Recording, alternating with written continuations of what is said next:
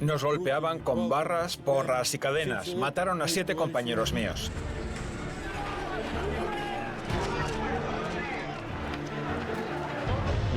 Sinceramente, me arrepentí de subir. Me sentí como en un microondas.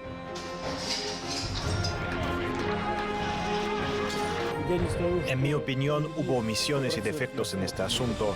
La revisión no se llevó a cabo de forma minuciosa.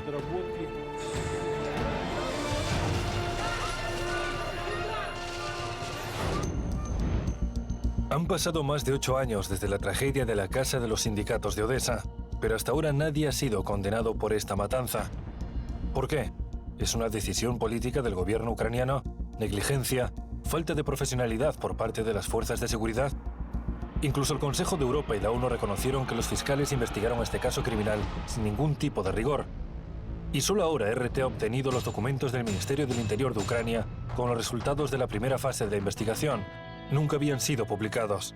En este reportaje intentaremos esclarecer el trabajo de las fuerzas de seguridad de Odesa y entender por qué este crimen sigue sin resolverse.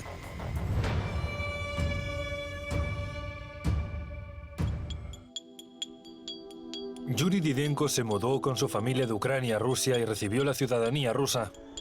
Hasta el 2 de mayo del 2014 nunca había pensado en abandonar su Odesa natal. Aquel día, Yuri, un oficial jubilado, se encontró cara a cara con las multitudes de los activistas enfurecidos del Euromaidán. Primero en los disturbios en la calle Grecheska, luego en la casa de los sindicatos. Me dieron 2 pedradas en la cabeza y tuve laceraciones. En la casa de los sindicatos sufrí quemaduras de 2º y 3er grado y se me rompió el cúbito. Según su testimonio, los nacionalistas y los ultras de fútbol los trajeron a la ciudad de otras provincias de Ucrania para organizar los disturbios y asesinar a residentes de Odesa. En primer lugar, no cabe ninguna duda de que todos estaban drogados, tenían sustancias psicotrópicas y otras drogas. Mis compañeros que estaban allí me contaron que en la casa de los sindicatos, al encontrarse con ellos, veían locura en sus ojos. Tenían odio en los ojos y armas en las manos. En estas imágenes se puede ver con detalle lo que los activistas del Maidán usaban contra sus compatriotas. Casi la mitad llevaba bates de béisbol o palos. Muchos llevaban navajas e incluso hachas.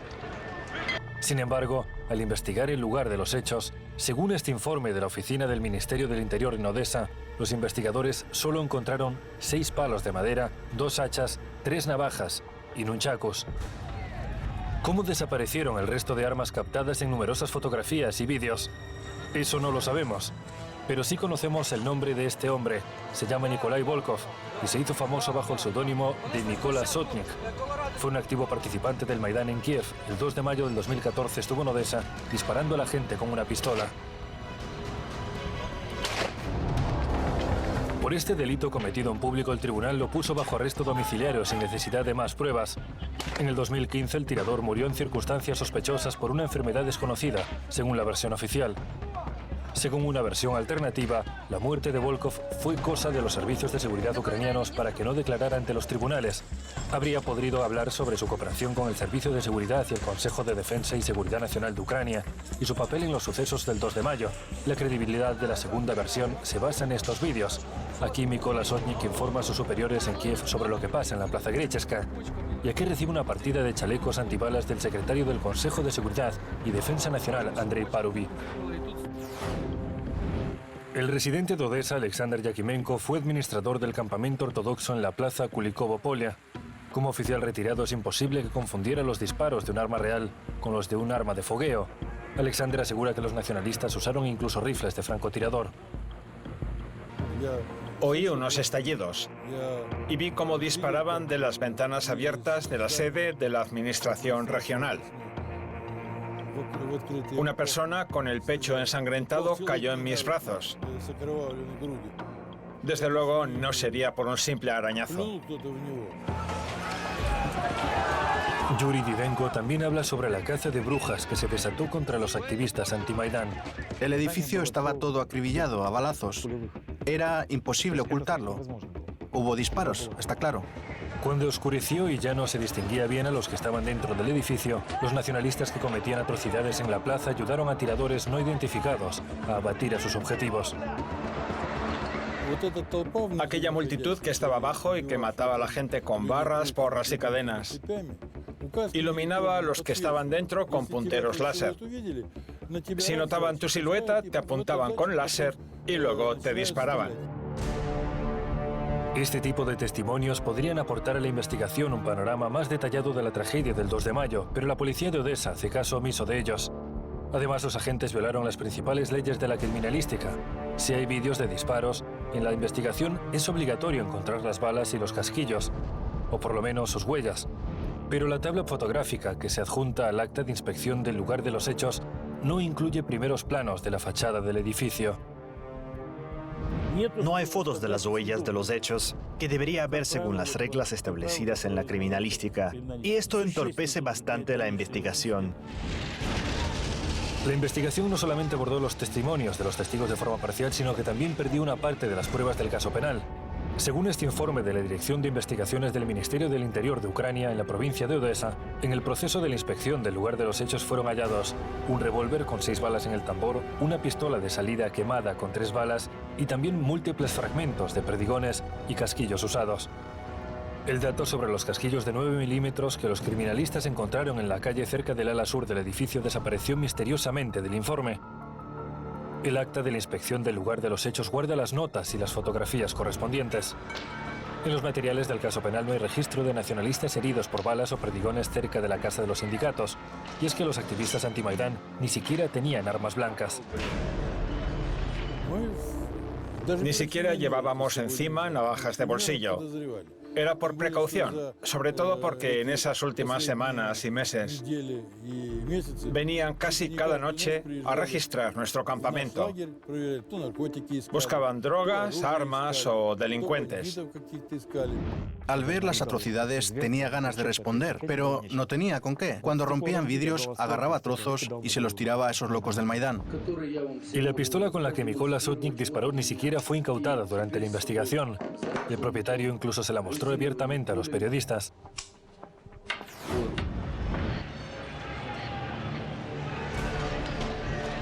Según los testigos y participantes de los sucesos del 2 de mayo, los provocadores pro-Maidán ya se encontraban en la casa de los sindicatos incluso antes del asedio del campamento.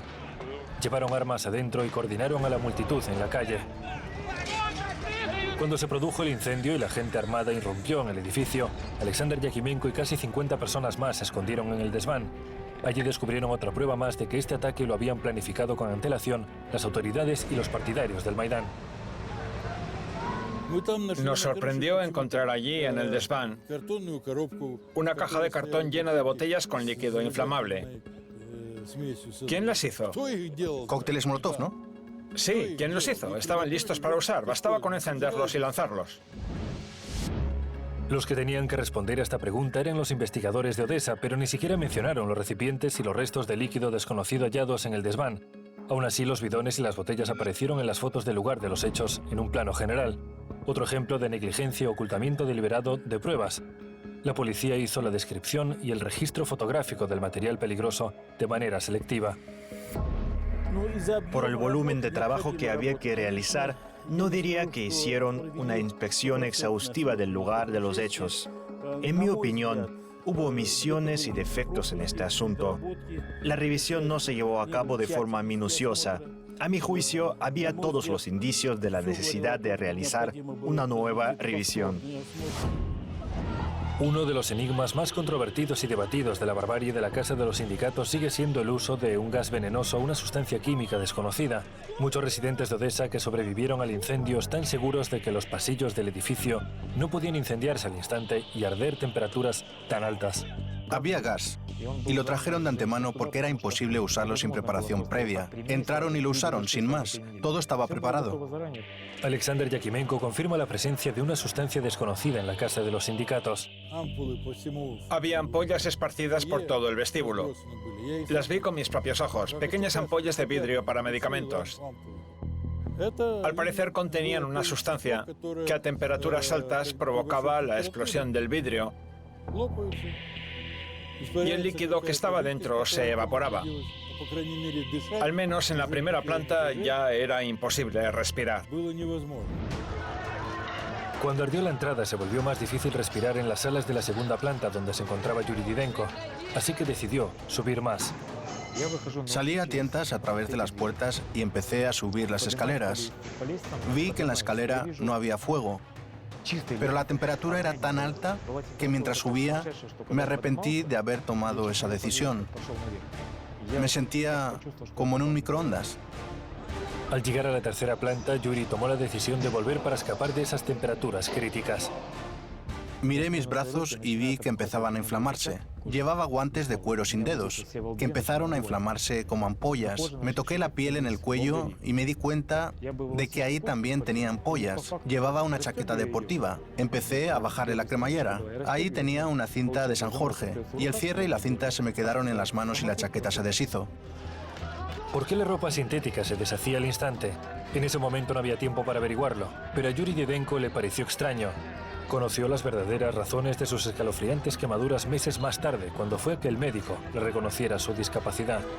Revisó mi expediente médico y me dijo: veo que le aplicaron bien el tratamiento. Tiene quemaduras de segundo y tercer grado de categoría A y B, aunque existe también el cuarto grupo, que es la carbonización. Y luego me dijo: aquí pusieron que sufrió quemaduras térmicas. Es incorrecto, son químicas. Lo distingo por el estado de su piel. Es decir, me confirmó algo que yo ya sospechaba, que mis quemaduras no habían sido provocadas por el fuego. Mis brazos no estuvieron en contacto con el fuego. Yuri Didenko está seguro de que sobrevivió solo porque contuvo la respiración mientras estaba en la escalera. Más tarde encontrarían los cuerpos de 3 fallecidos por intoxicación con óxido de carbono. Incluso el jefe del Servicio de Seguridad de Ucrania, Valentin Nalyvaichenko, dijo que se usó una sustancia tóxica desconocida. Sí, así fue. El Ministerio del Interior pidió pruebas de laboratorio y esperamos que también las hagan en el futuro próximo expertos independientes. Estoy convencido de que hay que dar a conocer a la gente tanto la composición de esta sustancia como quién y para qué la llevó a la casa de los sindicatos. Pero todo quedó en palabras. Los resultados de las pruebas nunca se dieron a conocer, si es que llegaron a realizarse. La investigación se olvidó rápidamente de las ampollas con una sustancia peligrosa desconocida. En la tragedia del 2 de mayo, la policía desempeñó un papel clave y fatal. Nada más difundirse la noticia sobre el incendio, los antidisturbios armados con porras y escudos acudieron a la casa de los sindicatos. Debían acordonar el territorio y dispersar a todos los congregados en la plaza para que los bomberos pudieran trabajar sin contratiempos. En vez de ello, la policía simplemente observó impasible cómo mataban a los residentes de Odesa. Estuvieron haciendo barbaridades unas 2 horas. Tenían que echar esa sustancia, incendiar los edificios, llamar a la policía y crear esa situación. Y lo consiguieron. Cuando miré desde la segunda planta, la policía estaba sin hacer nada. Ni siquiera les decían que dejaran de lanzar cosas. Estaban ahí parados, sin hacer nada. Resultó que la unidad especial que acudió al lugar de los hechos no era de Odesa. Eran uniformados enviados con antelación desde el oeste de Ucrania, mientras que los antidisturbios locales tuvieron un día de descanso. Más tarde, cuando el incendio fue extinguido y había que conservar todas las pruebas y huellas, los policías se replegaron. A partir de la mañana del 3 de mayo, cualquiera podía pasarse por la casa de los sindicatos. Todo el mundo podía entrar. Encontraron ampollas con cloroformo abiertas, máscaras antigas. Las pruebas desaparecieron y fue algo intencionado. En opinión del experto Anatoly Kustov, muchas pruebas nunca fueron registradas en el acta del examen del sitio. Los investigadores y criminalistas de Odesa le hicieron caso omiso. En mi opinión, no invitaron a suficientes expertos forenses. Son profesionales cuya tarea es precisamente la detección y el registro de pruebas y huellas del crimen. RT dispone de una lista del personal de la policía que debía investigar la tragedia. En total son 159 agentes, incluidos especialistas de Vinnytsia, de los cuales tan solo 4 son expertos en criminalística. Los investigadores no utilizaron todos los métodos recomendados por la ciencia para examinar el lugar de los hechos. Existen técnicas de inspección concéntrica y excéntrica, es decir, del centro a la periferia o de la periferia al centro. El examen del cadáver supone una inspección excéntrica, pero lo hicieron al revés, destruyendo de esta manera algunas pruebas, como las huellas en el suelo. Según las normas forenses, todo cadáver debe ser fotografiado en detalle. La cara de un fallecido debe fotografiarse desde 3 ángulos. En las fotografías adjuntas al acta de inspección del lugar de los hechos, los fallecidos fueron fotografiados no más de 2 veces, lo que supone una flagrante violación y una pérdida de información importante para la investigación del tribunal. Oficialmente, el 2 de mayo del 2014 en Odesa fallecieron 48 personas, 6 en los disturbios de la calle Grecheskaya y 42 a raíz de los sucesos de la Casa de los Sindicatos y en la Plaza Kulikova Polia. Pero los testigos no están de acuerdo con esta cifra. Más de 200 personas murieron, casi 300. En las morgues trabaja gente que va a la iglesia y ahí es donde a menudo se conocen las noticias. No puedes taparle la boca a todo el mundo. Especialmente si se tiene en cuenta que los cadáveres no solo los llevaron a la morgue de Odesa, sino también a las morgues cercanas. Los repartieron lo más posible. Como exmilitar, Yuri Dudenko todavía tenía muchos conocidos en los servicios de seguridad en el 2014, incluso en la inteligencia ucraniana. El SBU, un empleado de los servicios de seguridad, le dijo que para ocultar la magnitud de la tragedia, las autoridades habían retirado la mayoría de los cadáveres la noche del 2 al 3 de mayo, luego los enterraron en secreto. La lista oficial de víctimas incluía solo a los que murieron en el hospital, en la plaza, y los cadáveres que no tuvieron tiempo para retirar por la noche. Pasó el tiempo y los chicos me dijeron que habían fallecido 217 personas. Y yo les creo. A la hora de evaluar el trabajo de la policía de Odesa, Anatoly Kustov expresó que la investigación se retrasa deliberadamente, incluso por órdenes de superiores. Si este caso no se hubiese politizado, se habría resuelto y remitido a los tribunales hace mucho tiempo. Dado el número de investigadores, un caso así requeriría como mínimo 6 meses. ¿Y como máximo? 3 años. Si nadie interfiere y hay apoyo de todas las partes, unos 6 o 7 meses serían suficientes.